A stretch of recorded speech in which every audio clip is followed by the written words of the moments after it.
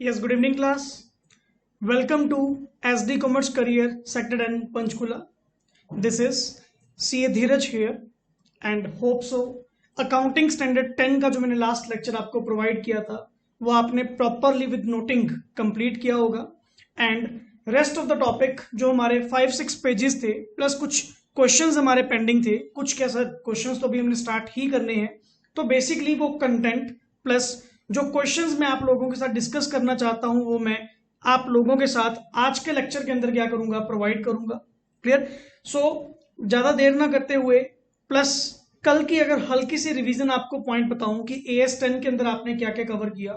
Sir first of all AS 10 का जो name आपने किया that is property plant and equipment, जो फिक्स एसेट्स को बदल के नाम रखा गया प्रॉपर्टी प्लांट एंड इक्विपमेंट। आपने डेफिनेशन रीड आउट की sir PPE are tangible items which are used in and expected to be used for more than 12 months। किस पर्पस के लिए sir? Producing goods, providing services, rental for others और for administration purposes. Clear? And अच्छा खासा आप लोगों ने वहां पे ऑब्जेक्टिव रीड आउट किया, स्कोप रीड आउट किया कि AS 10 किस किस के ऊपर नहीं लगेगा, AS 10 किसको अपने में डील नहीं करता। तो एक पॉइंट एक्स्ट्रा था कि सर बियरर प्लांट्स को कवर किया जाता है। बियर प्लांट्स कौन से होते हैं सर? बियरर प्लांट्स और दोज प्लांट्स, क्लियर, जिनका बेनिफिट, जिनके ऊपर जो फ्रूट्स या प्रोड्यूस आपको मिल रहा है वो मोर देन 12 months अगर आपको मिलेगा, that plant is called as bearer plant. And यहां पे सर एक्सेप्शन में 2 पॉइंट्स रीड आउट किए थे आपने कि नॉर्मली एनुअल क्रॉप्स और जो टिम्बर ट्रीज हैं वो बियरर प्लांट्स में कवर नहीं होते क्योंकि वो अपने आप में ही एक प्रोड्यूस है, वो एसेट नहीं है, वो अपने आप में ही एक प्रोड्यूस है। Clear? And after that sir आपने रिकॉग्निशन के बारे में बताया कि आप अपनी एसेट को रिकॉग्नाइज करोगे बुक्स में अगर आपको लग रहा है कि आपको फ्यूचर इकोनॉमिक बेनिफिट्स वहां से मिलेंगे। Plus second thing is cost को आप रिलायबली क्या कर सकते हो, मेजर कर सकते हो। तो रिकॉग्निशन एंड मेजरमेंट के लिए 2 पॉइंट्स आपने रीड आउट किए। Number 1 is initial recognition and measurement and second is subsequent recognition and measurement. Clear? Initial के अंदर आपने 3 पॉइंट्स कवर किए। सर जब आप एसेट को परचेज करते हैं बाय कैश और credit whatever. Second is self constructed, अगर आपने अपनी एसेट को खुद कंस्ट्रक्ट किया। And third case is by exchange of non monetary assets, like sir shares के बदले वगैरह में ले ली या मशीनरी के बदले में मशीनरी ले ली, व्हाटएवर केस, नॉन मॉनेटरी अगर आपने कोई भी एक्सचेंज किया। तो डिफरेंट सर्कमस्टांसेस के अंदर हमने कल रीड आउट किया कि सर उनकी कॉस्ट को आप कैसे निकालेंगे, कॉस्ट ऑफ परचेज कैसे निकालेंगे, सेल्फ कंस्ट्रक्ट के केस में, परचेज के केस में और एक्सचेंज के केस में आप अपनी एसेट को रिकॉर्ड कैसे करेंगे। क्लियर? एंड आफ्टर दैट एक छोटा सा कॉन्सेप्ट नया आया था that is all about component accounting. Sir component accounting means जहां पे सेपरेट डिफरेंट पार्ट्स हैं, सिग्निफिकेंट अमाउंट के हैं, जिनकी यूजफुल लाइफ, उनकी नेचर, यूसेज क्लियर बेसिकली अलग है, तो आप उसकी सेपरेट अकाउंटिंग करोगे। लाइक एयरक्राफ्ट वाली एग्जांपल कि सर इंजन की लाइफ अलग है एंड बॉडी की लाइफ अलग है एंड दोनों अपने आप में सर मेजर अमाउंट है। जैसे इंजन की अगर कल वाली एग्जांपल सर 35 करोड़ रुपीस का इंजन एंड 15 करोड़ रुपीस की वहां पे बॉडी थी। सर दोनों अपने आप में सिग्निफिकेंट अमाउंट है। क्लियर? दोनों की अपनी अपनी लाइफ है, अपना अपना यूज है एंड अपने अपने फ्यूचर इकोनॉमिक बेनिफिट्स है। तो मैं यहां पे सर कंपोनेंट अकाउंटिंग यूज करूंगा, सेपरेटली सबको मेंटेन करूंगा, ना कि एयरक्राफ्ट अकाउंट डेबिट। मैं कहूंगा aircraft engine account debit and aircraft body account debit, दोनों को अलग अलग एसेट्स में क्लासिफाई करूंगा। क्लियर? एंड लास्ट इज जो आपने बिल्कुल लास्ट में किया था दैट इज सर अगर मान लो आपकी कोई मेजर इंस्पेक्शंस होती हैं, जैसा कि एयरक्राफ्ट के केस में, शिप्स के केस में, क्रूज के केस में, इनकी ईयरली या मे बी क्वार्टरली, 6 मंथली या आफ्टर 2 years इनकी इंस्पेक्शन कॉस्ट ही सबसे बड़ी कॉस्ट है। क्यों? Basically sir after 1 year, example after 1 year हर साल हम पूरी एरोप्लेन की, पूरे शिप की या उस क्रूज की क्या लेते हैं, इंस्पेक्शन करते हैं कि that all the parts are working properly, क्या शिप में कोई गड़बड़ तो नहीं है। एंड सर वो इंस्पेक्शन कॉस्ट अपने आप में बहुत मेजर कॉस्ट है। तो वो इंस्पेक्शन कॉस्ट आपके शिप की, एयरक्राफ्ट की एफिशिएंसी को इंक्रीज कर रहे हैं, उसकी बेसिकली एफिशिएंसी को इंप्रूव कर रहे हैं, तो वो मेजर इंस्पेक्शन की जो कॉस्ट होगी वो कहां पे इंक्लूड होगी सर? वो भी एसेट में ही कैपिटलाइज की जाएगी, दैट मींस एड अप की जाएगी।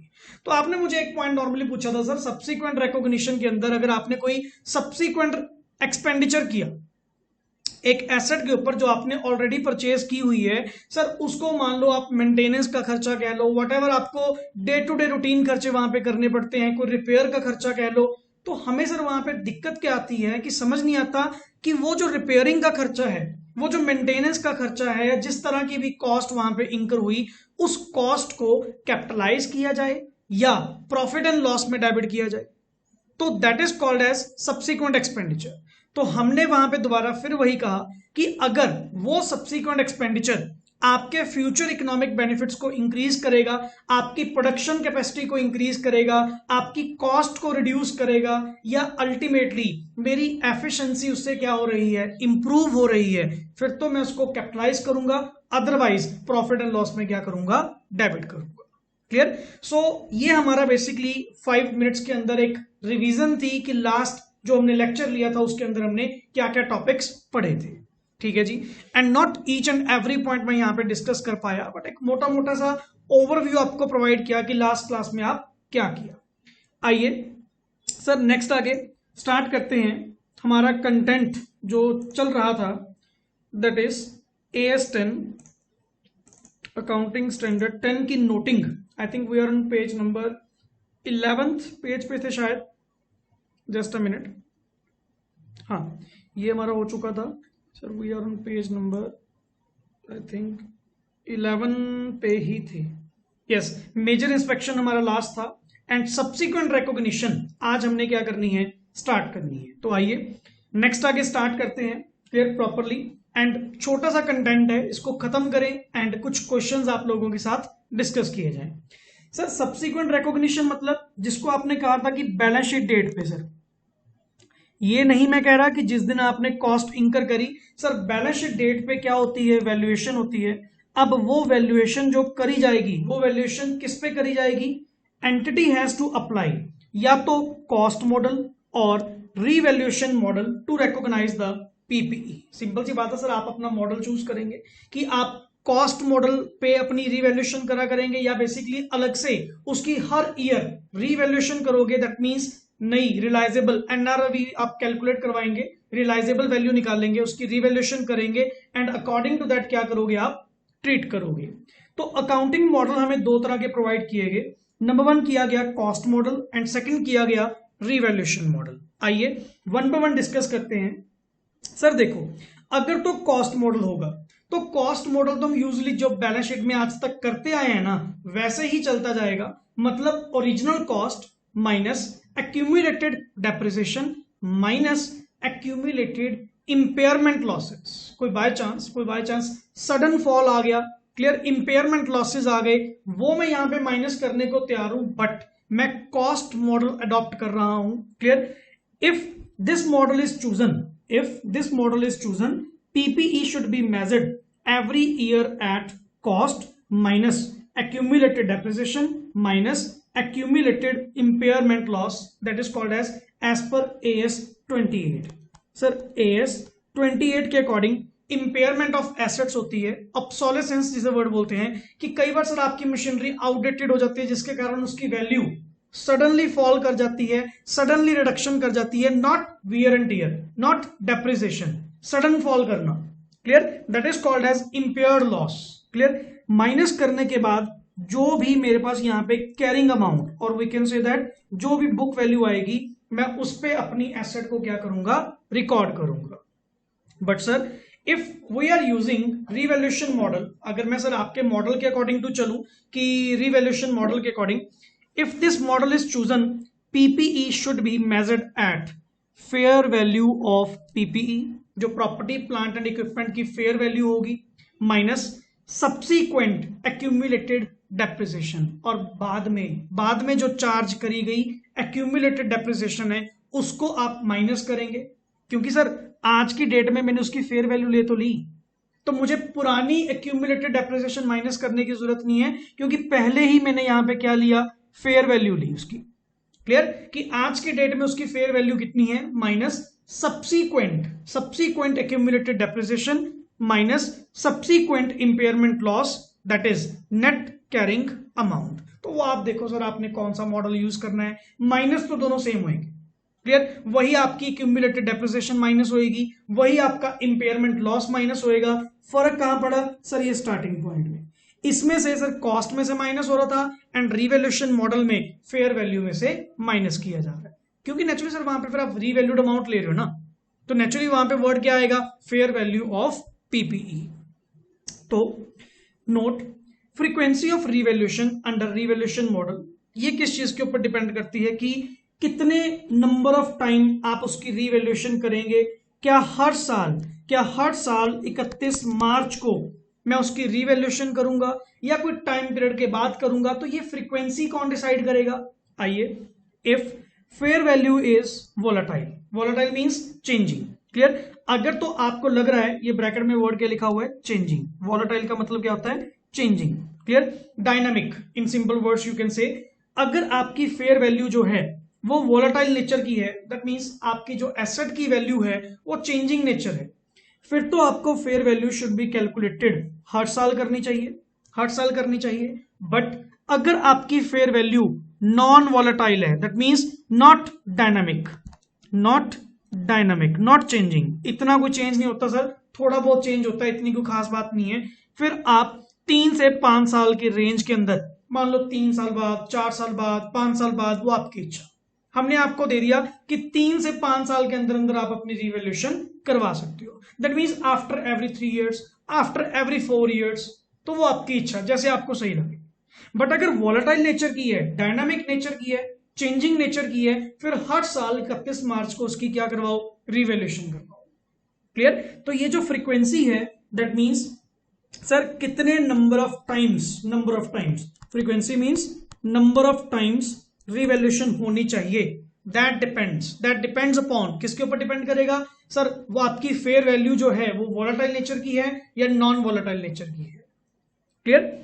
आइए अब सर रिवैल्यूएशन की अकाउंटिंग थोड़ी सी सिखाओ कि रिवैल्यूएशन की अकाउंटिंग कैसे करनी है। एंड प्लीज ये एक पेज जो अकाउंटिंग ट्रीटमेंट आपको करवाऊंगा, इसको थोड़ा सा ध्यान से समझ लेना। बहुत ही इजीएस्ट टॉपिक है, बट आप अपनी गलती के कारण इसको वैसे ही हार्डशिप में ना ले जाना, कंफ्यूजिंग में ना ले जाना, बहुत ही सिंपल टॉपिक है, क्लियर। आओ sir, when PPE revalued for first time, जब आप प्रॉपर्टी प्लांट एंड इक्विपमेंट को फर्स्ट टाइम क्या कर रहे हैं, रिवैल्यू कर रहे हैं। एंड फर्स्ट टाइम रिवैल्यूएशन कौन सी हो रही है sir, upward revaluation means sir let it be, मैं यहां पे लिख रहा हूं, लेट इट बी आपकी ये प्लांट एंड मशीनरी है जो कितने की थी, 10 लाख की, आज उसकी वैल्यू 12 लाख रुपए क्या हुई, रीवैल्यू हुई, क्लियर। दैट मींस रीवैल्यूएशन करने के बाद पता लगा कि आपकी प्रॉपर्टी की वैल्यू क्या हुई, इंक्रीज हुई, ठीक है जी। तो हम एंट्री क्या पास करेंगे सर, अब एंट्री जब आप रीवैल्यू करोगे तो नेचुरली आपकी एसेट की वैल्यू इंक्रीज होनी चाहिए, जब आप खुद तो कह रहे हो कि अपवर्ड रीवैल्यूएशन है, क्लियर।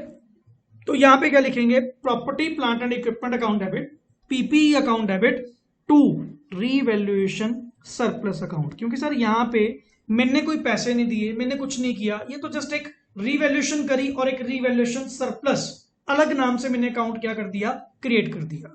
दैट मीन्स मैंने, क्योंकि मेरे को ये प्रॉफिट जो है, मेरे को ये 10 लाख की जगह जो 12 लाख वैल्यू हुई, मेरे को ये प्रॉफिट रियलाइज नहीं हुआ, ये काइंड ऑफ अनरियलाइज्ड प्रॉफिट है, जो किताबों में दिखाने के लिए 10 लाख की वैल्यू को 12 लाख रुपए दिखाया जाएगा। तो एंट्री क्या पास करेंगे सर, वहां पे property plant and equipment account debit, PPE account debit to revaluation surplus account, ताकि आपकी एसेट लायबिलिटी दोनों क्या रहे, बराबर रहे, ठीक है सर। बट अगर सर फर्स्ट टाइम जो रिवैल्यूएशन हो रही है अगर वो डाउनवर्ड रिवैल्यूएशन है, तो दैट मींस अगर मैं कहूं ये आपका इसके अंदर क्या हुआ, केस 1 एंड ये आपका क्या हुआ, केस 2। फर्स्ट केस क्या था sir, upward revaluation. Second case क्या था यहाँ पे कि अगर कर तो फर्स्ट टाइम रहे हो तो फर्स्ट टाइम रही है, बट फर्स्ट टाइम हुई डाउनवर्ड रिवैल्यूएशन, मतलब 10 लाख की प्रॉपर्टी थी सर, रीवैल्यू करी तो पता लगा 8 लाख रुपए की रहेगी, 8 लाख रुपीज की वो रहेगी, तो वहां पे हम एंट्री क्या पास करेंगे सर, नेचुरली प्रॉपर्टी की वैल्यू डाउन जाना, तो पीपीई तो क्या होएगा, क्रेडिट होगा। डेबिट किसको करेंगे सर, प्रॉफिट एंड लॉस को, क्लियर। क्योंकि सर कंसेप्ट वही आपका कंजर्वेटिज्म, प्रूडेंस। अगर आपको लॉसेस दिख रहे हैं तो लॉसेस को पहले ही डाल के चलो ना, तो हमने एंट्री भी क्या डाली, profit and loss account debit, profit and loss account debit to property plant and equipment की वैल्यू को क्या कर दिया जाए, डाउन कर दिया जाए। बट कहानी अब शुरू हुई, सर वो तो फर्स्ट टाइम रिकॉग्निशन थी, फर्स्ट टाइम रीवैल्यूएशन थी, अब सब्सीक्वेंटली रीवैल्यूएशन, मतलब जब आपने फर्स्ट टाइम रीवैल्यू किया तो दोनों केस आपको समझ में आए कि फर्स्ट टाइम जो रीवैल्यूएशन करी वो अपवर्ड हुई तो क्या केस, डाउनवर्ड हुई तो क्या केस। एक चीज क्लियर हुई कि अगर अपवर्ड गई तो मैंने रीवैल्यूएशन सरप्लस क्रिएट किया, एंड अगर डाउनवर्ड गई तो प्रॉफिट एंड लॉस को डेबिट किया। आओ अगले साल की कहानी, मान लो सब्सीक्वेंट रीवैल्यूएशन हुई, केस क्या है, case one if first time is upward revaluation. अब ये केस है, क्या केस है कि आज आप सब्सीक्वेंट रीवैल्यूएशन करने जा रहे हैं, सब्सीक्वेंट रीवैल्यूएशन करने जा रहे हैं, जबकि आपकी फर्स्ट टाइम रीवैल्यूएशन हो चुकी, एंड वो कौन सी थी सर, अपवर्ड वाली थी। मतलब अगर मैं याद करूं तो मेरी PPE account debit to revaluation surplus already हुआ पड़ा है सर पहले। आज की पोजीशन क्या है, नेक्स्ट टाइम मतलब सब्सीक्वेंटली आज नेक्स्ट टाइम ऑल्सो क्या हुई, अपवर्ड हुई, कोई दिक्कत ही नहीं सर। आज भी एंट्री क्या पास करूंगा, PPE account debit to revaluation surplus account, बढ़ जाएगा।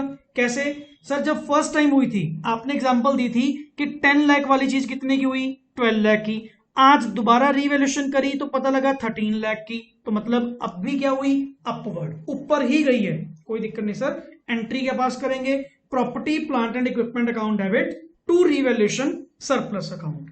बट सर व्हाट इफ अगर फर्स्ट टाइम अपवर्ड हुई 10 से 12, बट सेकेंड टाइम सब्सिक्वेंट के टाइम डाउनवर्ड हुई, कोई जरूरी थोड़ा सर 12 से 13 ही होगी, 12 से नीचे आई तो चलो कोई बात नहीं, फिर क्या हो गया। Next time is downward revaluation, मान लो वही केस कि नेक्स्ट टाइम इज, एक पॉइंट तो ये हो चुका and second point is this, next time is downward revaluation. कैसे सर, मैं यहां पे मेरे एग्जांपल को प्लीज फॉलो करना ध्यान से। हमने कहा था 10 लाख वाली चीज कितने की हुई थी सर, 12 लाख रुपए की, clear, that means upward revaluation हुई थी। आज वही तुम्हारी 12 लाख वाली चीज, क्योंकि वो फर्स्ट टाइम रीवैल्यूएशन हुई थी, सब्सीक्वेंट रीवैल्यूएशन करने के बाद पता लगा कि आज वो चीज आपकी 10.5 लाख रुपए की है, 10.5 लाख की है। मतलब first time upward revaluation, second time downward revaluation, तो उस केस में एंट्री क्या पास करेंगे सर, ये जो आपको एक तरह का लॉस हुआ, ये लॉस मैं सेट ऑफ कहां से करूंगा, ये जो 1.5 लाख 1.5 लाख रुपए की वैल्यू डाउन गई, मैं इसको सबसे पहले सेट ऑफ कहां से करूंगा, जो रीवैल्यूएशन सरप्लस ऑलरेडी पहले मैंने क्रिएट कर रखा था उसमें से क्या करूंगा, सेट ऑफ करूंगा, जितनी अमाउंट उसमें से यूज होगी। एंड अगर वैल्यू और भी डाउन चली गई तो जो बैलेंस होगा वो प्रॉफिट एंड लॉस अकाउंट में डालूंगा, and property plant and equipment की वैल्यू यहां पे लिखूंगा। बट यहां पे तो सर काम ही बिल्कुल सिंपल है, यहां पे तो कोई दिक्कत ही नहीं आएगी। क्यों नहीं आएगी, क्योंकि सर ऑलरेडी अगर मैं यहां पे बात करूं, मेरी फर्स्ट टाइम जो रीवैल्यूएशन हुई थी, फर्स्ट टाइम रीवैल्यूएशन पे यहां पे सर 2 लाख रुपए का मैंने रीवैल्यूएशन सरप्लस क्या किया था, क्रिएट किया था। 10 से 12 लाख हुई थी तो PPE account debit to revaluation surplus 2 lakh रुपए का मैंने वहां पे क्या किया था, रीवैल्यूएशन सरप्लस क्रिएट किया था। एंड आज कितना डाउन गया, 1.5 लाख रुपए, कोई दिक्कत नहीं सर, यहां पे सिर्फ एंट्री के पास होगी, यहां पे एंट्री पास होगी revaluation surplus account debit 1.5 lakh to property plant and equipment 1.5 lakh, कोई यहां पे प्रॉफिट एंड लॉस की वैल्यू नहीं आएगी। बट अब प्रॉफिट एंड लॉस की वैल्यू कहां पे आएगी, लेट इट बी मैं कह रहा हूं जी आपकी जो प्लांट की वैल्यू, ये केस समझ में आया ना आपको, ये केस समझ में आया। अरे क्योंकि आपने उसके अगेंस्ट, उसी मशीनरी के अगेंस्ट, उसी पीपीई के against revaluation surplus already create कर रखा था, कितने का, 2 लाख रुपए का। तो आज अगर डाउनवर्ड रीवैल्यूएशन हुई भी तो पहले मैं इस रीवैल्यूएशन सरप्लस में से वैल्यू को एडजस्ट करूंगा, एंड अगर कोई बैलेंसिंग फिगर और चाहिए होगी तो प्रॉफिट एंड लॉस में जाऊंगा। क्योंकि नहीं तो बंदा क्या कहता है जी, डाउनवर्ड रीवैल्यूएशन हुई, चलो प्रॉफिट एंड लॉस। नहीं, प्रॉफिट एंड लॉस में नहीं जाएंगे। क्यों सर? उसके अगेंस्ट रीवैल्यूएशन सरप्लस आपका ऑलरेडी क्रिएट हुआ पड़ा है। अब सुनो एग्जांपल, यही पॉइंट मैं कह रहा हूं जी, आपकी जो प्रॉपर्टी है सर उसकी वैल्यू कितनी रहेगी सर? आज 9 लाख रुपीस। अब यहां पे आपका कंसेप्ट आएगा कि पहली रीवैल्यूएशन हुई 10 से 12 लाख, अपवर्ड रीवैल्यूएशन 2 लाख रुपए की। आज डाउनवर्ड रीवैल्यूएशन हुई 12 से कितनी हुई? 9, 3 लाख रुपए का क्या पड़ा आपको? घाटा पड़ा, लॉस हुआ। तो उस लॉस की रिकवरी कैसे करेंगे? उस लॉस का ट्रीटमेंट कैसे करेंगे?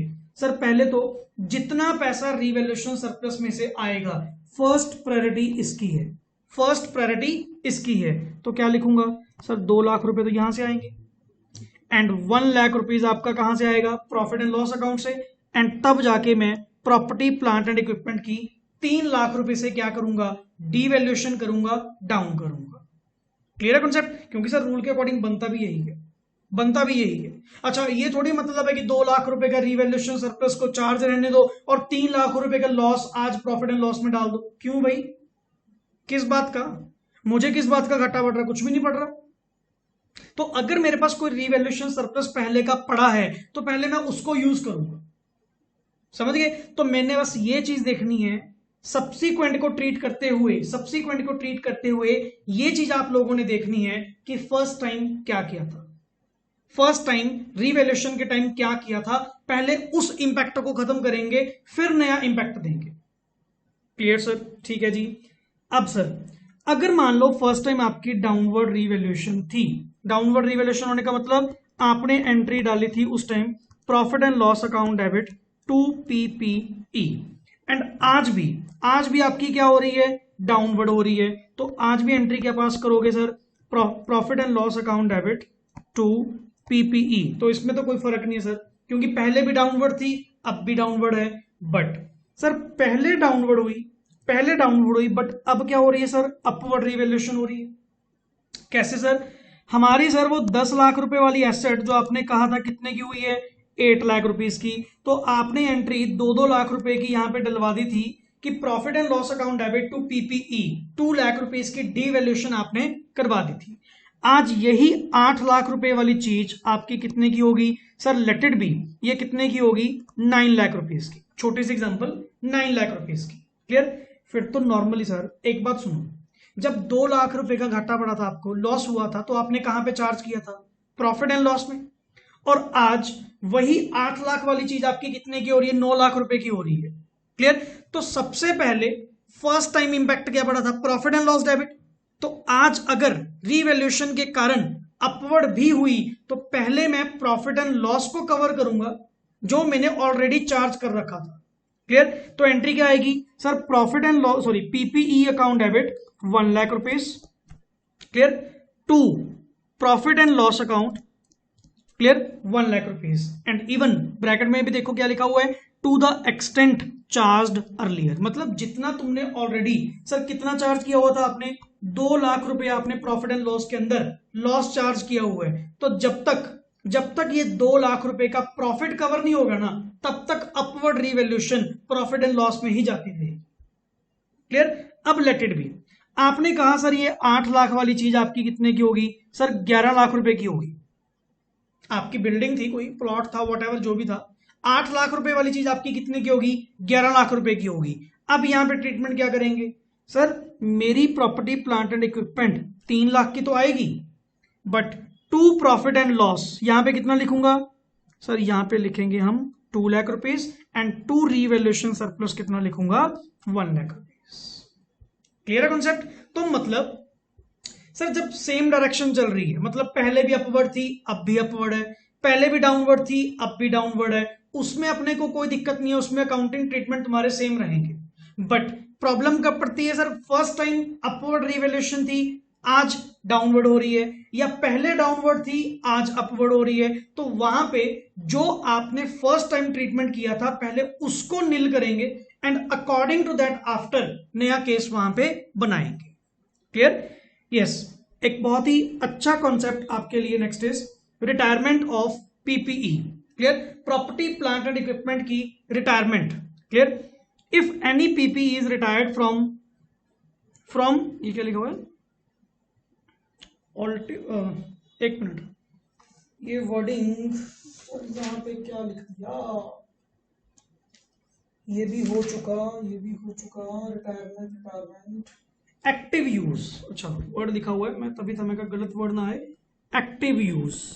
सर अगर आपने अपनी एसेट को एक्टिव यूज से हटा लिया and it is held for disposal and उसको आप बेचने के लिए तैयार बैठे हो, such PPE should be stated in balance sheet either at carrying amount और NRV whichever is lower, क्योंकि सर आपकी इंटेंशन उसको बेचने की है, तो आप तो ये देखोगे जितने की book value let it be sir, जो आपकी ये एसेट रिटायर हुई यार, ओरिजिनल कॉस्ट जितनी मर्जी हो, क्लियर, मैं कह रहा हूं जी, मान लो सपोज 1 लाख रुपए की आपकी क्या थी, ओरिजिनल कॉस्ट थी, ठीक है जी, आज उसकी बुक वैल्यू आफ्टर डेप्रिसिएशन, जब आप उसको रिटायर करने वाले हो सर, उसकी बुक वैल्यू आपकी कितनी है, मान लो जी 40,000 एंड उसकी एनआरवी मार्केट में उसकी कितनी है, मान लो 42,000, फिर भी वो 42,000 की बिक जाएगी, तो आपने अपनी उस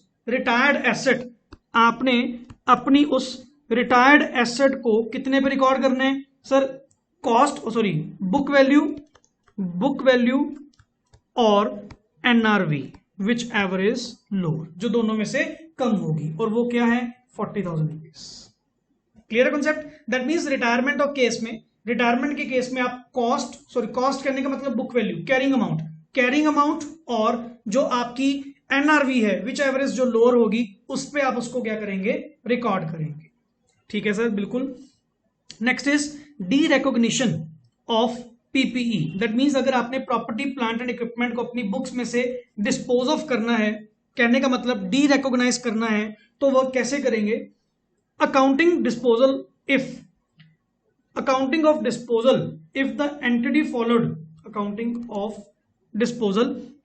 the entity followed cost model और रिवैल्यूएशन मॉडल, क्योंकि दोनों के केसेस में अलग अलग चीज आएगी, कि अगर आप कॉस्ट मॉडल फॉलो कर रहे हैं तो अलग ट्रीटमेंट है, आप रिवैल्यूएशन मॉडल फॉलो कर रहे हैं तो अलग ट्रीटमेंट है, क्लियर। तो हमने क्या लिखा, अगर तो जी तुम कॉस्ट मॉडल फॉलो कर रहे हो तो profit and loss on disposal, जो भी होगा profit and loss on disposal should be transfer to profit and loss, कहने का मतलब जो भी आपका क्या होगा प्रॉफिट और लॉस, उसको डायरेक्टली कहां पे चार्ज कर देना, प्रॉफिट एंड लॉस अकाउंट में चार्ज करना, और हमें कोई दिक्कत नहीं है। बट अगर आप रिवैल्यूएशन मॉडल यूज करते हैं और आपका रिवैल्यूएशन सरप्लस एग्जिस्ट करता है, मतलब वही केस जो अभी आप रीड आउट करके आए थे रिवैल्यूएशन वाला, कि आप रिवैल्यूएशन मॉडल यूज करते हैं और आपका रिवैल्यूएशन सरप्लस, याद रखना रिवैल्यूएशन सरप्लस एग्जिस्ट करता है, तो जो भी profit and loss on disposal होगा in profit and loss if any revaluation surplus exist then transfer it to revaluation reserve. मतलब कहने का मतलब क्या है कि यहां पे सर जाएगा तो सेम ट्रीटमेंट, जो भी प्रॉफिट लॉस होगा जाएगा तो वो कहां पे, प्रॉफिट एंड लॉस में ही, बस एक एंट्री एक्स्ट्रा कर देना, क्या कि जो आपका रिवैल्यूएशन सरप्लस पड़ा है ना, रिवैल्यूएशन सरप्लस को उठा के अकाउंट डेबिट टू, इसको जर्नल रिजर्व में डाल देना, क्लियर, क्योंकि अब आपकी वो एसेट क्या हो चुकी, डी रिकॉग्नाइज्ड हो चुकी, डिस्पोज ऑफ हो चुकी, तो रिवैल्यूएशन सरप्लस को रखने का मतलब क्या है, क्लियर, उसको जर्नल रिजर्व में क्या कर देना, ट्रांसफर कर देना, बस ये एक एक्स्ट्रा काम कर देना और कुछ नहीं है। दोनों केसेस में सिमिलैरिटी है, इधर भी आपका प्रॉफिट एंड लॉस में जाएगा और इधर भी आपका प्रॉफिट एंड लॉस में जाएगा। सिर्फ फर्क क्या है कि अगर तुम्हारा कोई रिवैल्यूएशन सरप्लस एग्जिस्ट करता भी है ना, उसको जनरल रिजर्व में ट्रांसफर कर देना, सिर्फ एक छोटी सी फेवर हमारे लिए ये कर देना, क्लियर।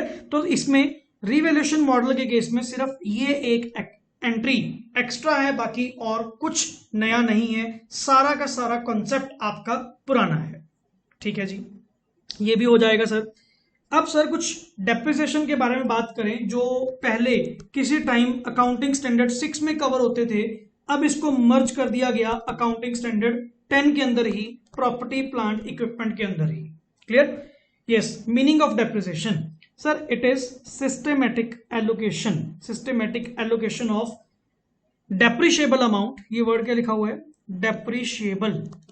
सर डेप्रिशिएबल अमाउंट को सिस्टमेटिकली एलोकेट करना, clear, over the useful life. सबसे बढ़िया डेफिनेशन है कि मैं कह रहा हूं कि मान लो 1,00,000 रुपए की मैंने मशीन परचेज करी, अब इस 1,00,000 को मैं डायरेक्टली प्रॉफिट एंड लॉस में तो चार्ज कर नहीं सकता, क्योंकि ये मेरे को यूजफुल लाइफ के अंदर मान लो 5 साल, 8 साल, 10 साल क्या देगी? बेनिफिट देगी।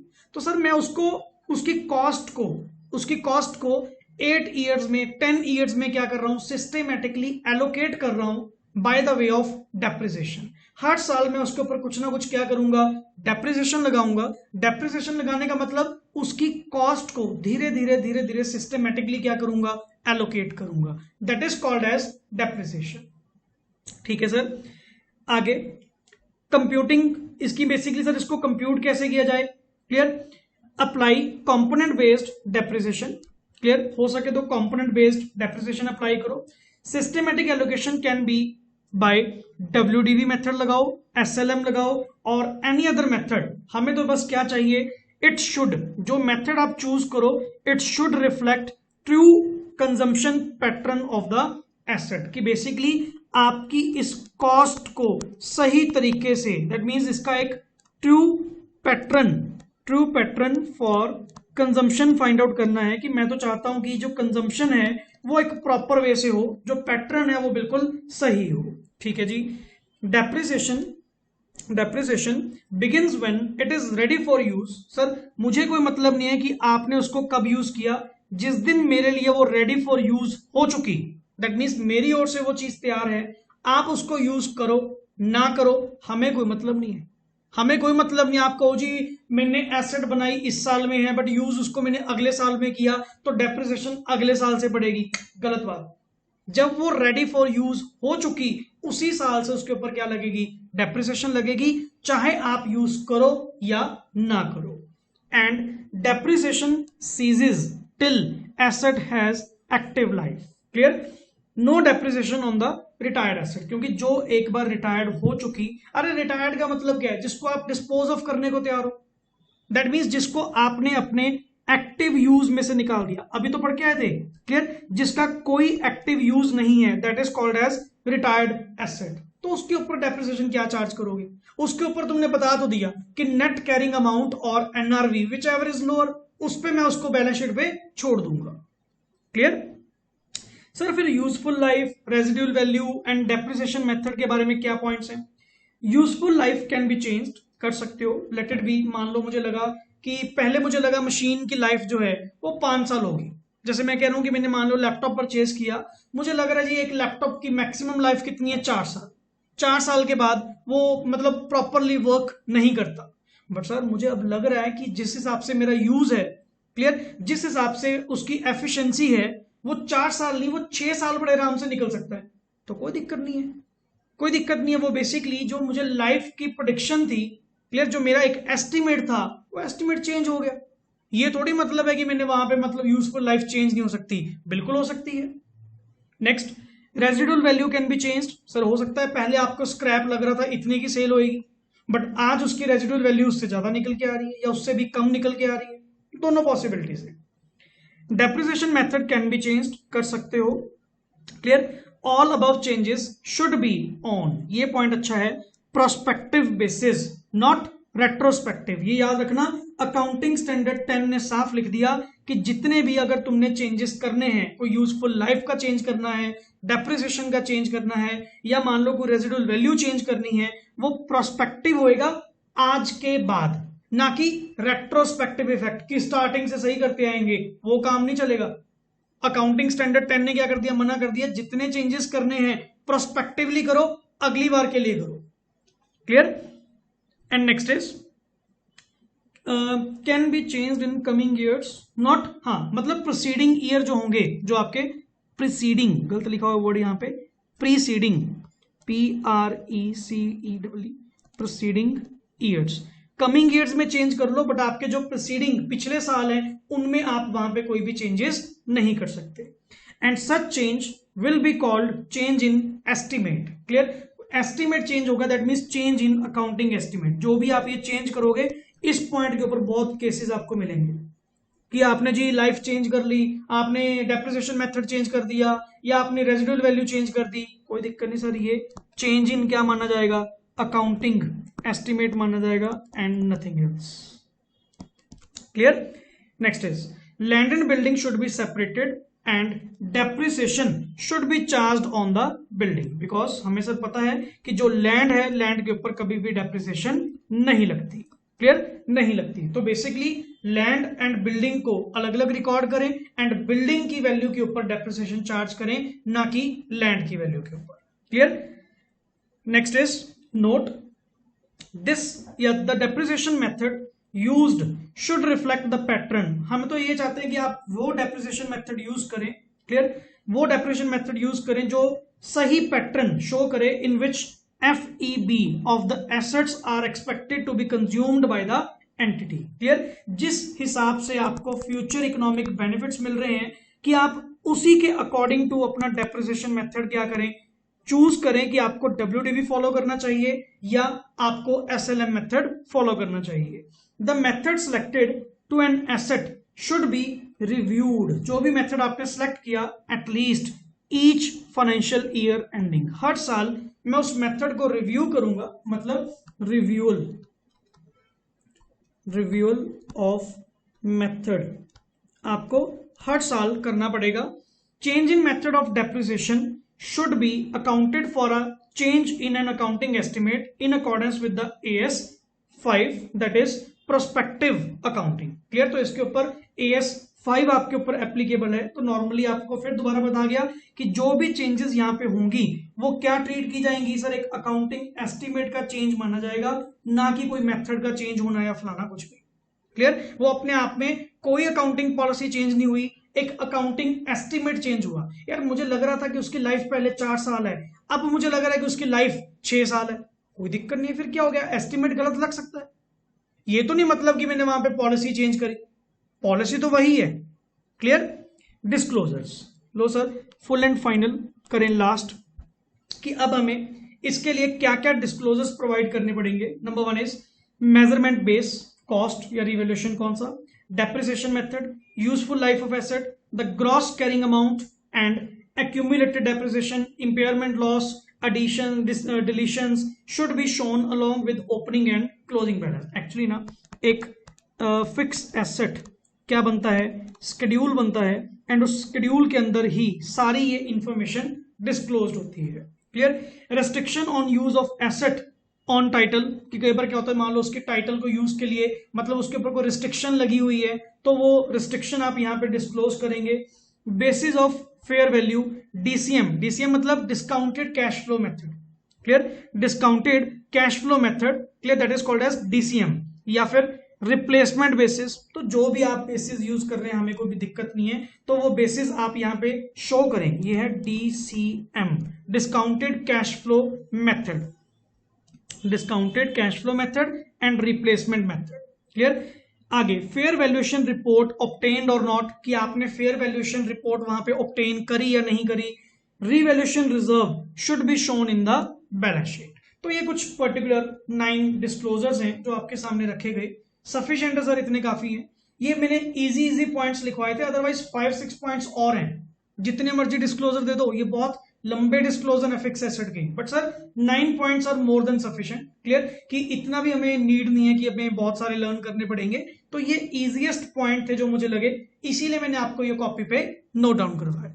क्लियर। लो सर, कंटेंट हमारी ओर से फाइनली क्या हुआ, फिनिश हुआ, एंड ये आपके सामने अकाउंटिंग स्टैंडर्ड 10 की क्या है, समरी है, एंड ये आपको कॉपी पे बनाने की जरूरत नहीं है।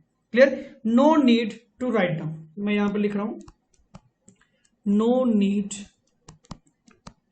टू राइट दिस, आपको ये लिखने की जरूरत नहीं है। क्लियर, ये जस्ट आपके रिवीजन पर्पस के लिए है कि आप एक ऊपर से सारी प्रोविजंस को देख सके कि क्या क्या पॉइंट्स हमने यहां पे रीड आउट किए थे। क्लियर, सो इसको आपने नहीं बनाना, कंटेंट आपका सिर्फ यहीं तक है, यहां पे आपका कंटेंट क्या होता है, फिनिश्ड होता है।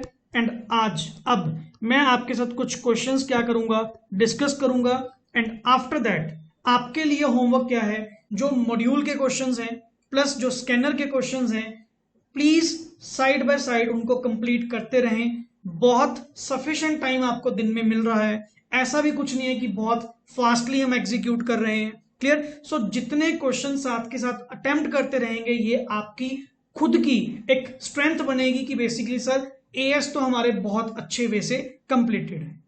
क्लियर?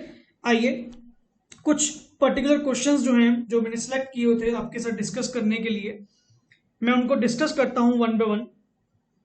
सर ये क्वेश्चन आंसर्स हैं जो आप लोगों का है होमवर्क। फर्स्ट ऑफ ऑल ये है आपका होमवर्क। क्लियर? इसमें से मैं बाद में सिलेक्ट करूंगा, बट फर्स्ट ऑफ ऑल जो मैंने क्वेश्चंस ऑलरेडी सिलेक्ट किए हुए हैं, क्लियर, ये तो बिल्कुल सिंपल सिंपल क्वेश्चन है सर। अपने पत्नी फाउंडेशन में भी कितनी बार ये कर लिए होंगे।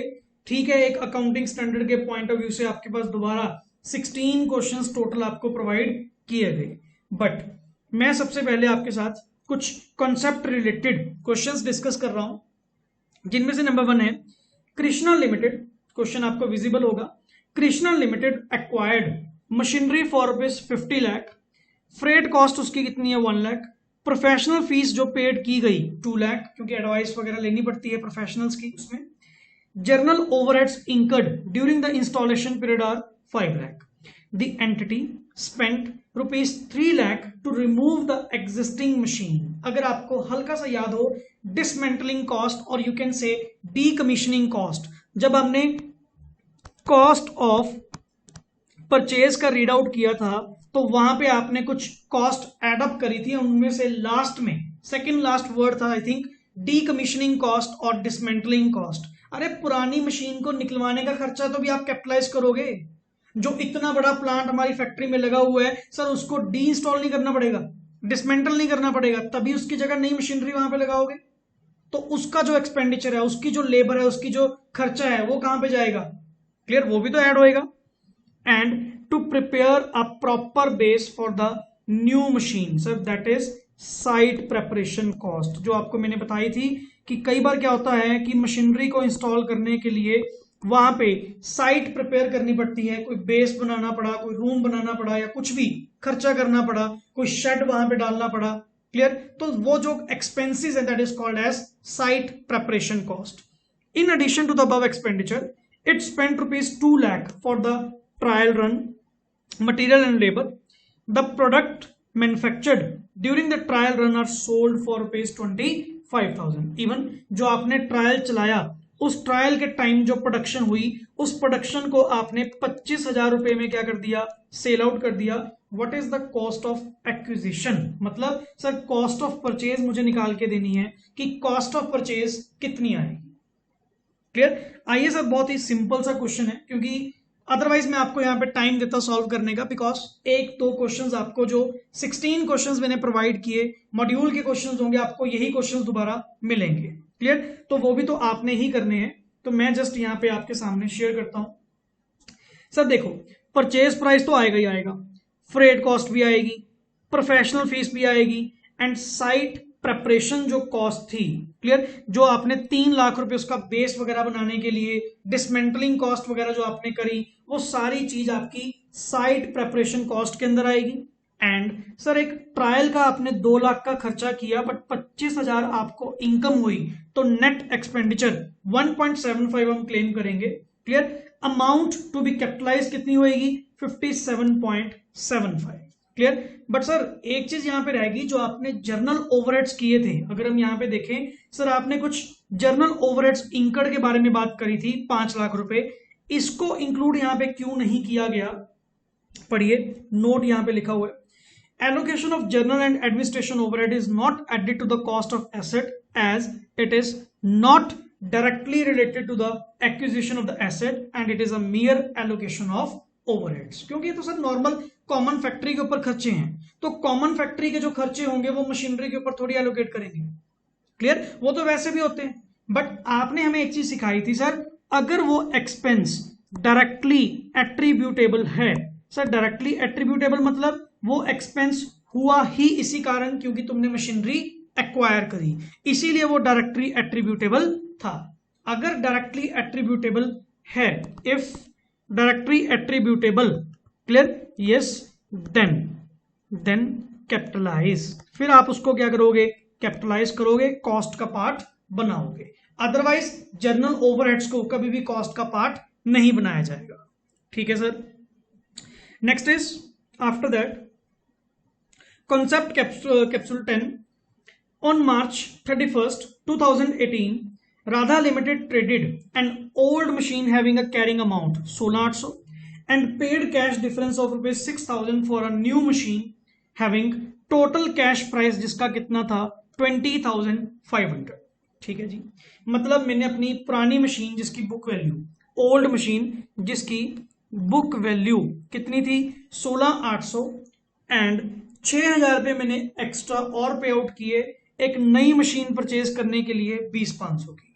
On 31 March what amount of loss should the company recognise on this exchange, कि बेसिकली आपको लॉस कितना हुआ। क्लियर, ये चीज फाइंड आउट करने के लिए सर अगर मैं नॉर्मली मोटा मोटा हिसाब लगूं 20,500 की अगर मेरी न्यू एसेट थी और 6,000 अगर मैंने कैश पेमेंट ही करी, 6,000 मैंने अगर कैश पेमेंट ही करी तो नेचुरली वो सामने वाला पर्सन मेरी ओल्ड मशीन कितने में लेके गया 14,500 में।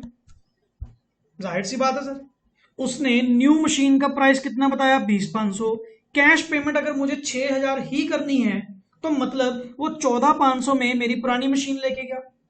एंड पुरानी मशीन की वैल्यू कितनी थी सर 16,800 एंड वो 14,500 में लेके गया, तो लॉस तो सामने सर आपके 2,300 का। पढ़िए सर, एज पर AS 10 पहले तो प्रोविजन कोट करेगा, when a PPE is acquired in exchange or part exchange from another asset, the cost of the asset acquired should be recorded at fair market value or the net book value of the asset given up, adjusted for balance payment or receipt of cash or other consideration, मतलब उसको adjust करते हुए जो भी आपने उसको पे out किया।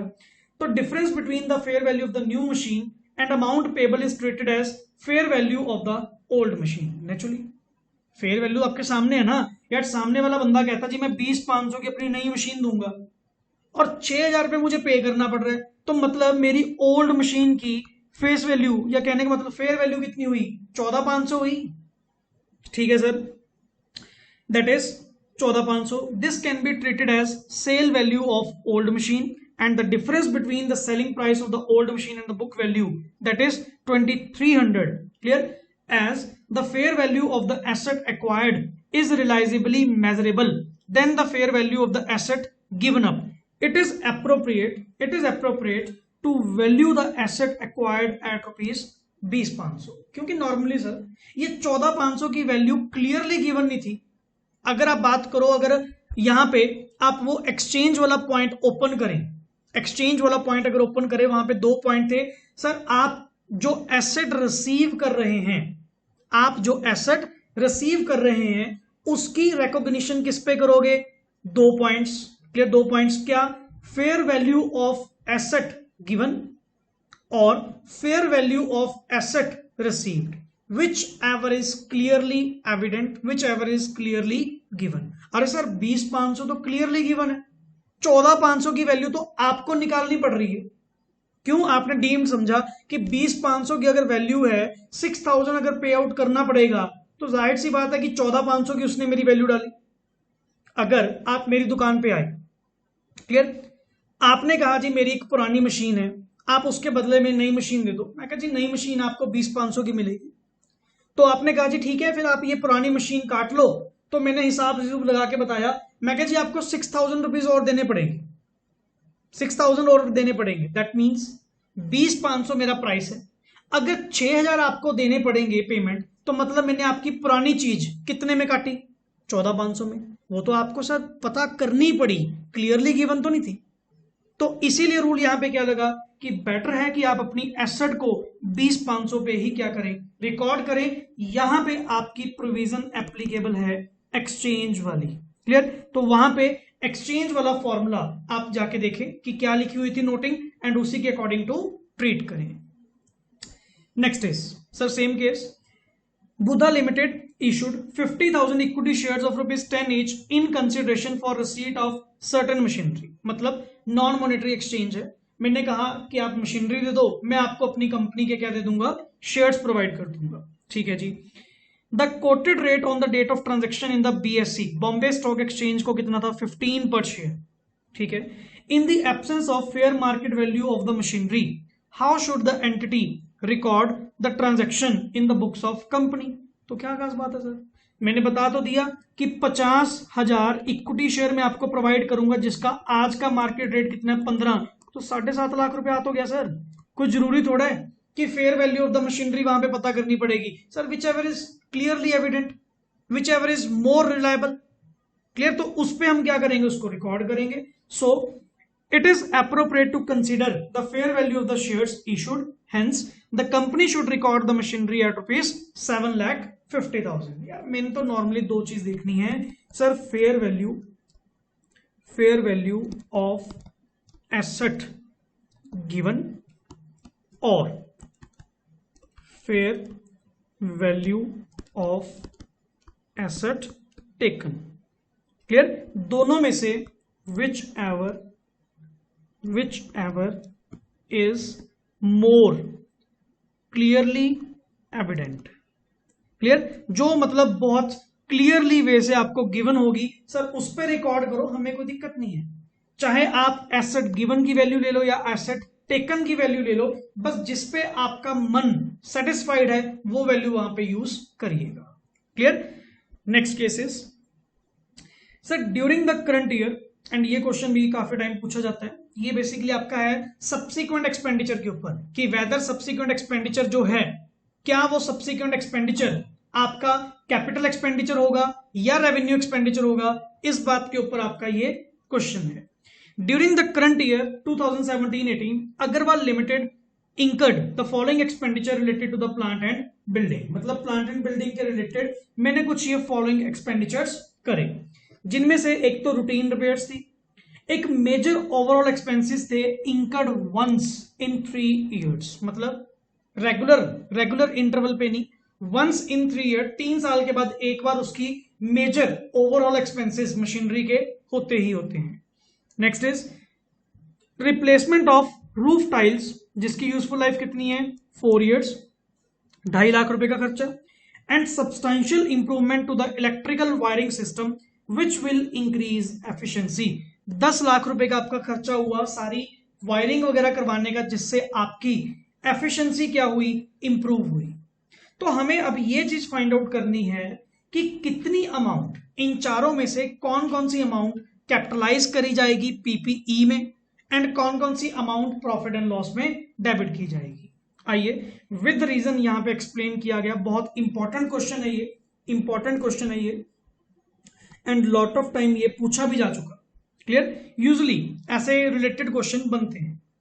एज पर AS10 हमने तो क्या कहा था, expenditure that increase the FEB, जो आपने वो सब्सिक्वेंट एक्सपेंडिचर का रीड आउट किया था कि अगर उस सब्सिक्वेंट एक्सपेंडिचर से आपको क्या मिलेंगे, FEB मिलेंगे, फ्यूचर इकोनॉमिक बेनिफिट्स मिलेंगे, तो हमें कोई दिक्कत नहीं है। Which satisfies the recognition criteria of an asset और PPE should be capitalised as a part of PPE। The same rule is applicable even for replacement of some significant parts and major inspections. Clear, general repairs जो आपने करवाई, general repairs are incurred to maintain the existing performance, उसी existing performance को maintain करने के लिए journal repairs करवाई जाती हैं। मतलब कोई एक्स्ट्रा बेनिफिट आपको नहीं मिलेगा, वो उल्टा जो एग्जिस्टिंग परफॉर्मेंस है उसी को मेंटेन करने के लिए वहां पे किया गया। तो sir it will not satisfy the recognition criteria, hence 40,000 should be charge to the profit and loss statement. बिल्कुल सही सर, ये 40,000 तो वैसे भी रूल के अकॉर्डिंग नहीं आना चाहिए। अरे रेगुलर रिपेयर है, रेगुलर रिपेयर करवाने का मतलब उसको मेंटेनेंस करवाना, मेंटेनेंस करवाने से उसकी एफिशिएंसी इंप्रूव थोड़ी हुई, वो तो एग्जिस्टिंग परफॉर्मेंस ही उसकी क्या हो रही है, मेंटेन हो रही है। Now sir major overall expenses, replacement of roof tiles and substantial improvement to the electrical wiring system increases the future economic benefits, hence वो कैपिटलाइज होना चाहिए। क्लियर, तो and should be depreciated over its respective useful life. Total amount कितनी हुई sir, ये 10 लाख रुपए, ये 2.5 लाख रुपए एंड ये 1 लाख रुपए। टोटल ये तीनों वैल्यूज क्या होंगी, कैपिटलाइज करी जाएंगी। The entity should derecognise the previously recognised major overall expenses, क्योंकि जो पुराने 3 साल के अंदर हुए थे, replacement of roof tiles and electronic wiring system before capitalising the above expenditure. क्योंकि सर जो पुराने प्रीवियस एक्सपेंडिचर हुए थे, प्रीवियस एक्सपेंडिचर्स को क्या करो, डी रिकॉग्नाइज करो। तो यहां पे पॉइंट वो भी आ गया आपका डी रिकॉग्निशन वाला, डी रिकॉग्नाइज करो एंड इसकी जगह न्यू एक्सपेंडिचर्स जो आज आपने किए उनको क्या करो, कैपिटलाइज करो। Is that clear? क्लियर? तो ये सिंपल से कुछ क्वेश्चंस थे आपके लिए। नेक्स्ट आगे चलते हैं, 2-3 क्वेश्चंस और हैं, आज इसको कंप्लीट करें finally. Chander limited expects that a plant becomes useless which is appearing in the books of 10 lakh gross value, मतलब 10 लाख रुपए की ग्रॉस वैल्यू थी। कंपनी चार्ज करती है sir SLM depreciation over an estimated period of 10 year के हिसाब से, जिसकी scrap value 3% of the cost है। ठीक है जी। 7वें साल के एंड पे जाके पता लगा कि प्लांट की जो has been assessed as useless at the end of 7th year, the plant has been assessed as useless and decided to sell, मतलब रिटायरमेंट का टाइम आ गया कि वो सर अब 7वें साल के, कहने की बात है जी, कंपनी कह रही है जी आपकी मशीन 10 साल चलेगी, हो सकता है वो 6वें साल, 7वें साल, 8वें साल पहले ही एंड कर दे, पहले ही खत्म हो जाए वो। Clear? Its estimated net realisable value कितनी है सर, 310। मतलब सर इस पे रिटायर्ड एसेट का फॉर्मूला यहां पे लगाना। रिटायर्ड एसेट का फॉर्मूला क्या था सर, इसको वैल्यू करते हैं हम नेट कैरिंग अमाउंट, नेट, मैं बुक वैल्यू वर्ड यूज कर रहा हूं, नेट बुक वैल्यू और NRV whichever is lower. तो पहले तो सर नेट बुक वैल्यू निकालें कि 7th ईयर के एंड पे उसकी बुक वैल्यू कितनी बनती है। सर 10 लाख रुपए का प्लांट था, 3% के हिसाब से 30,000 उसकी स्क्रैप हुई, तो डेप्रिशिएबल अमाउंट हमारी हुई 97, मींस 9,70,000 एंड 10 साल में डेप्रिशिएट करें तो पर ईयर 97,000 की क्या बनती है, डेप्रिसिएशन बनती है। तो रूल के अकॉर्डिंग जो book value eight the end of, बिना देखे eight the end of 7th year कितनी बनेगी सर, 10 लाख रुपए की थी, 10 लाख रुपए की एसेट थी, माइनस 97,000 के हिसाब से 7 साल की डेप्रिसिएशन माइनस कर दो सर। तो यहां पे कितना बना, कैलसी का, चलो ऊपर से देख लेते हैं। माइनस करने के बाद वट एवर जो भी बचा, तो बुक वैल्यू मेरे पास आई सर 3,21,000 एंड आज इसकी एनआरवी मार्केट में कितनी है, 3,10,000। तो नेचुरली सर इन दोनों में से विच एवर इज लोअर, तो नॉर्मल सी बात यहां पे क्या कहेंगे सर, इस रिटायर्ड एसेट को, क्लियर, इस रिटायर्ड एसेट को वैल्यू किया जाएगा कितने पे सर, 3,10,000 पे। बट सर उसकी बुक वैल्यू तो मार्केट में 3,21 की है, उसकी बुक वैल्यू तो अपनी बुक्स में कितनी आ रही है, 3,21 की, कोई दिक्कत नहीं, 11,000 रुपए का हम क्या डाल देंगे, profit and loss debit. Clear? तो लास्ट लाइन रीड आउट करें यहां पे, in the given case the expected loss of 11,000, जो इन दोनों का डिफरेंस है, ये 11,000 का loss should be charge to profit and loss and PPE of rupees 3,10,000 to be shown in the balance sheet separately. क्यों? क्योंकि ये आपकी रिटायर्ड एसेट है, तो इसको रिटायर्ड एसेट के नाम पे ही क्या करेंगे, शो करेंगे। क्लियर? तो यहां पे सर मतलब अब इतना कॉन्फिडेंस जरूर आ रहा है कि नॉर्मली कंसेप्ट अगर आपका पहले पढ़ा हुआ हो ना, अगर नोटिंग अच्छे वैसे समझी हो, तो हमें कॉन्सेप्ट क्लैरिटी में, मतलब क्वेश्चंस में, प्रैक्टिकल क्वेश्चंस में कोई भी दिक्कत फील नहीं होगी। क्लियर? हालांकि चलो कोई डाउट अगर आपको आता भी है तो मैं प्रेजेंट हूं, मेरे से पूछे जो भी डाउट्स आपको रेज हो रहे हैं, कोई भी अगर आपको दिक्कत आ रही है तो मुझे कॉल करें, व्हाट्सएप करके, जैसे मर्जी डाउट्स क्लियर करें, बट उसको फिनिशिंग टच देते जाओ। ये नहीं है कि जस्ट मैं अभी सर उसको नोटिंग कर रहे हैं, बाद में क्वेश्चंस करेंगे या बाद में इसकी रिवीजन करेंगे, ये काम नहीं होना चाहिए। आप उसको फिनिशिंग टच अपनी ओर से देते रहो। आइए अब नेक्स्ट 25th क्वेश्चन है, कुछ एक सिंपल सा। Clear? Arvind Toyota limited was into car sale and rental business and in the course of its ordinary activities routinely sells item of PPE that it had held for rental to others. Clear, क्योंकि naturally sir इनका car sale का काम है, car sale and rental business दोनों है। Clear, तो जो मान लो रेंटल पे दी हुई थी वो पुरानी गाड़ियां भी ठीक ठूक करके दोबारा ये निकाल देते हैं। The company sold a car, जो कि रेंटेड फॉर 3 साल थी, मतलब पुरानी कार जो कि ये इनकी प्रॉपर्टी प्लांट एंड इक्विपमेंट की डेफिनेशन में थी, उसको 3 लाख रुपए में इन्होंने सेल किया। एंड कैरिंग अमाउंट कितनी थी, 2.5 लाख रुपए जिसकी। The company presented 0.5 lakh as other income from sale of car. Is this accounting correct? क्या इन्होंने जो अकाउंटिंग करी, क्या ये अकाउंटिंग सही करी? मतलब इन्होंने 0.5 लाख को other income from sale of car में दिखा दिया। क्या ये अकाउंटिंग ट्रीटमेंट सही है? आइए sir, as per AS10, if an entity that in the ordinary course of its activities routinely sells item of PPE that it had held for rental to others should classify such assets to inventories, क्योंकि sir वो तो kind of एक तरह की inventory है ना, at their carrying amount when they ceases to be rented and become held for sale। तो sir basically आपको जब आपने उसको held for sale कर दिया, क्योंकि पहले आप उसको एज अ इन्वेंट्री यूज कर रहे थे, मतलब रेंटल पर्पस के लिए यूज कर रहे थे, जब आपने उसको एक बार रिटायर कर दिया तो आपको सर चाहिए था कि उसको कैरिंग अमाउंट पे रिकॉर्ड करें कि जितने की वो सेल हो सकती है। कहने का मतलब उसकी जो बुक वैल्यू है उस पर आप उसको रिकॉर्ड करें। Clear, after reclassification to inventory if it is sold the proceeds should be recognised in revenue. But sir आपने उसको दोबारा इन्वेंट्री का पार्ट बनाया, दैट मीन्स आप उसको रूटीन सेल में लेके आए। आप अच्छी खासी वो कार पहले किस पर्पस के लिए यूज करते थे सर? रेंटल पर्पस के लिए यूज करते थे, मतलब वो आपकी इन्वेंट्री नहीं थी। आप बेचने वाली कार अलग, रेंटल वाली कार अलग होती थी। तो जो तो बेचने वाली कार होती थी डायरेक्टली, वो आपका क्या होती थी सर? प्योरली गुड्स, इन्वेंट्री की डेफिनेशन में। एंड जो रेंटल वाली होती थी वो आपकी होती थी PPE, property plant and equipment. But आपने वही कार को नेक्स्ट आगे क्या लगाया? सेल पे, और अपने ऑर्डिनरी कोर्स ऑफ बिजनेस में।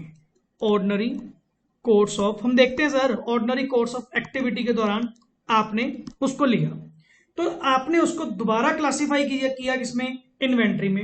If it is sold, clear, that means आपने उसको इन्वेंट्री में क्लासिफाई करने के बाद बेचा, तो सर फिर वो AS 9 के अकॉर्डिंग, अकाउंटिंग स्टैंडर्ड 9 के according, revenue recognition, that is the entity should add 3 lakh to the revenue, मतलब सेल के अंदर 3 लाख रुपए ऐड करेंगे एंड कॉस्ट के अंदर 2.5 लाख रुपए ऐड करोगे, तो प्रॉपर वो आपकी ट्रेडिंग की तरह काउंट होगा। जैसे आप एक इन्वेंट्री बेचते हैं, प्रॉपर सेल परचेज होगी।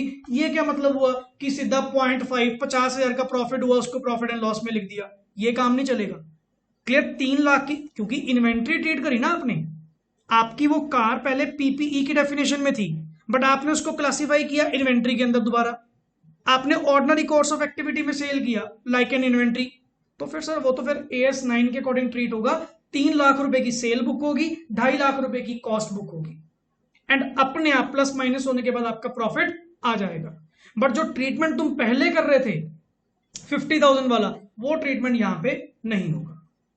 Clear, next is and last 2 questions हैं, इसके बारे में थोड़ी डिस्कशन कर लेते हैं finally. A company acquired a machine, and lot of time ये तो क्वेश्चन भी आ चुका, कई बार आ चुका। एक्चुअली आई थिंक ये चेंज इन मेथड वाला है शायद, हाँ ये चेंज इन मेथड वाला है। तो ये चेंज इन एस्टिमेट तो सर CA फाउंडेशन के लेवल पे आप कितने क्वेश्चंस कर चुके, I think no need to discuss a lot यहाँ पे, क्योंकि ये तो प्रैक्टिकल नॉर्मल एग्जांपल्स हैं। +2 लेवल पे भी, +1 लेवल पे भी क्वेश्चन किया, फाउंडेशन लेवल पे भी किया।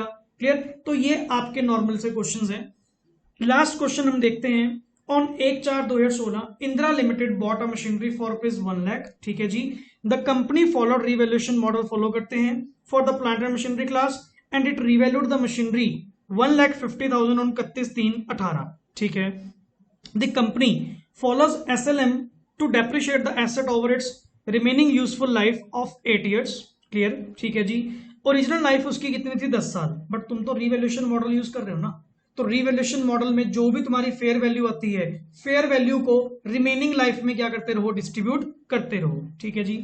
आउट ऑफ डेप्रिसिएशन 18,750, जैसा कि आपने किया, कि उसकी फेयर वैल्यू कितनी है 1.5 लाख, डिवाइड बाय 8 करके 18,750 आई।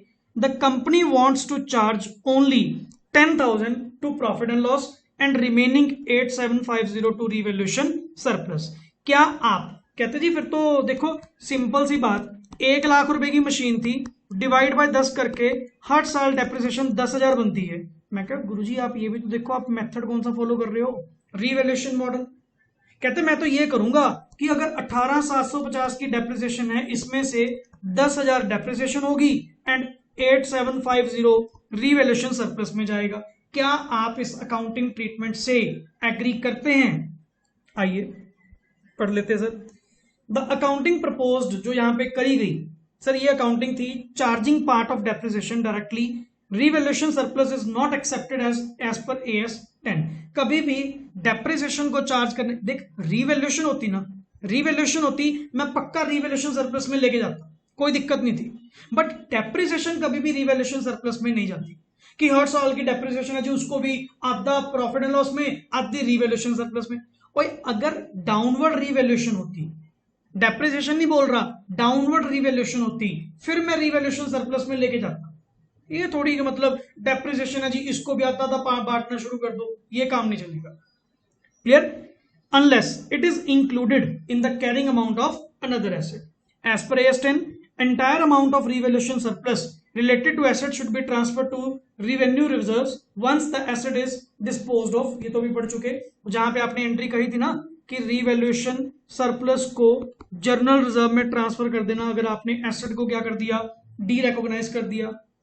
However, some part of revaluation may be transferred as the asset is used by an entity. In such a case, the amount of surplus transferred would be the difference between depreciation based on the revalued carrying amount and depreciation based on the original cost। मतलब जो अभी आप करके आए थे ना वो 10,000 अलग करना ओरिजिनल कॉस्ट के बेसिस पे एंड 8,750 को अलग करना रिवैल्यूएशन के बेसिस पे।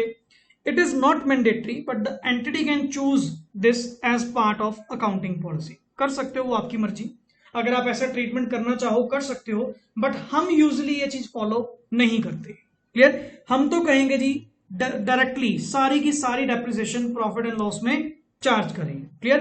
तो depreciation account debit 18,750 to PPE।